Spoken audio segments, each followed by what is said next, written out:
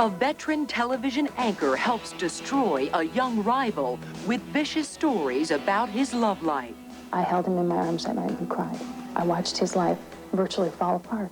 Fatal rumor. These beautiful Russian women are coming to America in search of men to marry. Sometimes I don't believe that I'm here. My wife is an alien. They used to make money off their copycat looks. Now these star imposters are falling on tough times. People are going, that guy looks like Bill Clinton. The next thing I know is going, he's in here to try and steal our girlfriends or something. Off the A-list. Hello, everyone. I'm Maureen O'Boyle. Welcome to A Current Affair for the St. Patrick's Day, March 17th.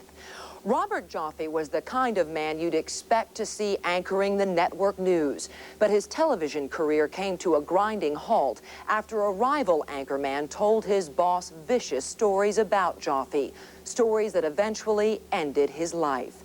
Now his wife fights to set the record straight, and Bill McGowan tells us her courage could forever end the fatal rumor. Good evening. Thanks for joining us. I'm Robert Joffe. Journalism was Robert Joffe's calling. He was a successful reporter in a business that puts a premium on accuracy.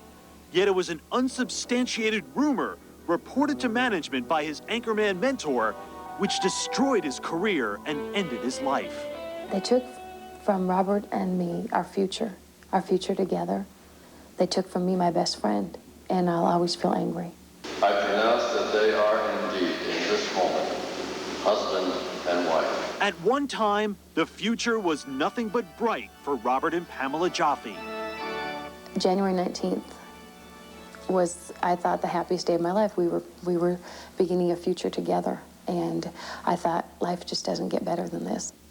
Robert Joffe had moved to Tulsa, Oklahoma 4 years earlier to take a news reporter position with Channel 6 KOTV. After 3 years with the news, he was rewarded for his exceptional work with an anchor position on the 5 o'clock news. He aspired to be network news, 6 o'clock anchor, Dan Rather, Tom Brokaw on that level. A magazine here in Tulsa did a survey, and Robert Joffe was voted by the people as being the #1 news person in this city.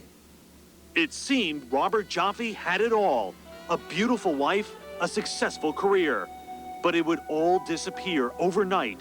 Robert was fired from his job at KOTV.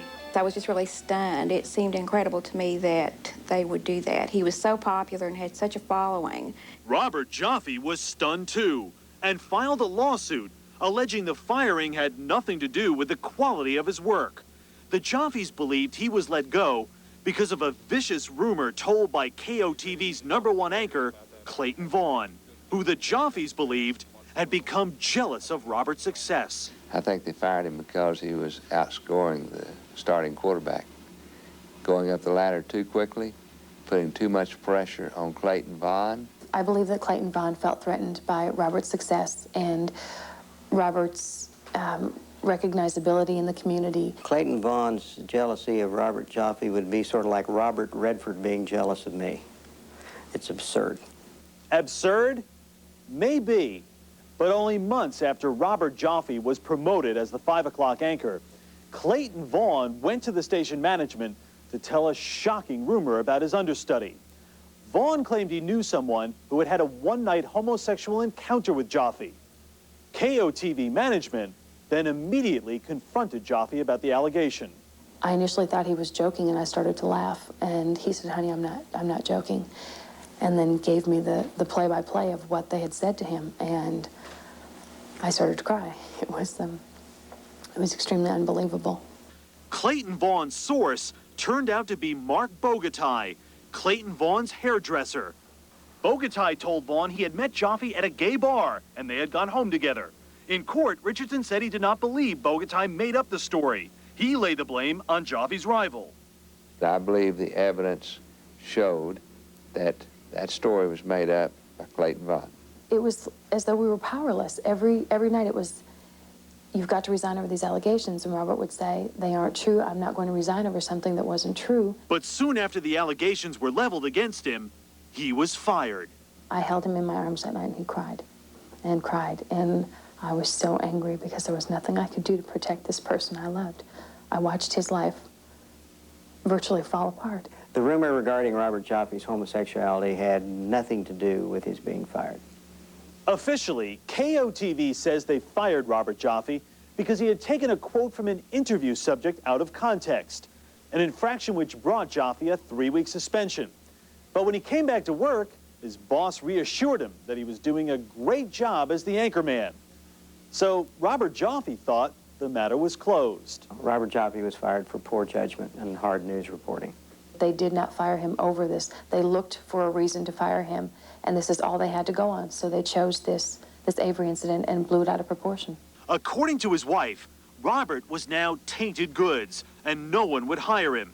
KOTV had ruined his reputation, and that took a heavy toll on Robert Joffe. The weight of the world was on his shoulders, like he was just so sad. He was always so sad. And he was through.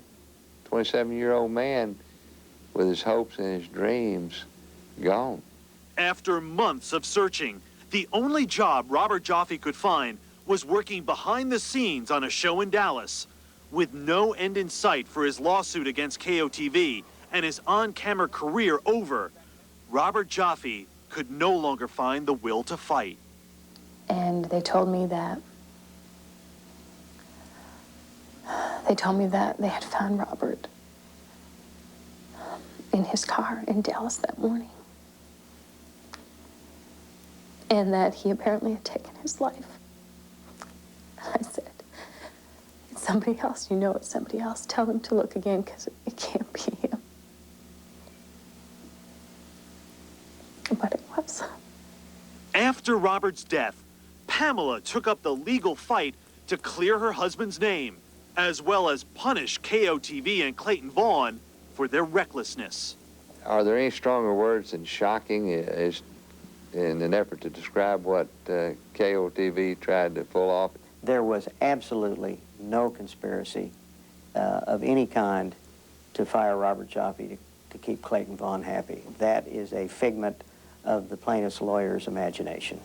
Last month, 2 years after Robert and Pamela Joffe started their lawsuit, a jury ruled in Pamela Joffe's favor and awarded her $4 million for intentional infliction of emotional distress on her husband.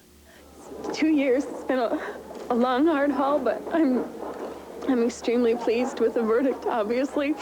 I only wish that Robert were here to see this. He deserved to be here. It's a bittersweet victory for Pamela Joffe, for when she turns on the 11 o'clock news, Clayton Vaughn is still sitting behind the anchor desk. When I see Clayton Vaughn and the others at KOTV still working as anchors, still living their lives, it makes me incredibly angry. I just think, how fair is this? And I just think about what he could have become had he been allowed to live his life. KOTV is appealing the verdict. Now, coming up on A Current Affair, the Eastern Bloc women who are rushed